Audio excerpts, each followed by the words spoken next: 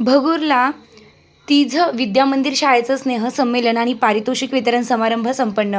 भगूर येथील तिझ विद्यामंदिर शाळेचा वार्षिक पारितोषिक वितरण समारंभ व स्नेह संमेलन मोठ्या उत्साहात संपन्न झाले. प्रमुख पाहुणे म्हणून शाळेचे माजी विद्यार्थी तथा मीरा भाईंदरचे पोलीस निरीक्षक दशरथ हटकर, मुख्याध्यापक नरेंद्र मोहिते या नगरसेवक दीपक बलकवडे, राधाकृष्ण गायचे, अरुण चव्हाण, लक्ष्मण जाधव, चैतक बलकवडे, कैलास दळवी, रत्नाकर बकरे, प्रशांत कापसे, वंदना खडके मान्यवर उपस्थित होते.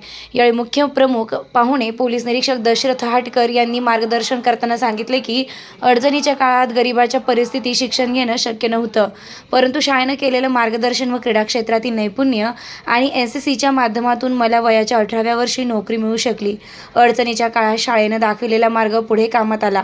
पाहुण्यांच्या हस्ते शालांत परीक्षा मार्च 2025 प्रथम आलेले विद्यार्थी, विविध राज्य व जिल्हास्तरीय स्पर्धेत यश मिळविलेले खेळाडू आणि इतर विद्यार्थ्यांना पारितोषिके, पालक शिक्षक संघाच्या वतीने शैक्षणिक साहित्य, शाळेच्या माजी मुख्याध्यापिका मृदुला शुक्ल तसेच देणगीदारांनी रोख रकमेचं बक्षीस व भेटवस्तू देऊन विद्यार्थ्यांचं कौतुक केलंय.